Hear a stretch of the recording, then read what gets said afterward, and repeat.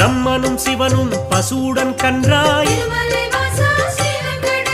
பார்வதி தேவி இடைச்சி பெண்ணாய் பூதலம் தன்னில் தோன்றிடலானாய் சோழ நாட்டு மன்னரை கண்டு இடைச்சி உருவில் இருக்கும் சக்தி பசுவையும் கன்றையும் வாங்கிடச் சொல்லி பரிவுடன் கேட்டு பணிந்தே நின்றாள். அன்றைய நாளில் திருமலை பகுதி காடாய் மேடாய் தந்தது காட்சி.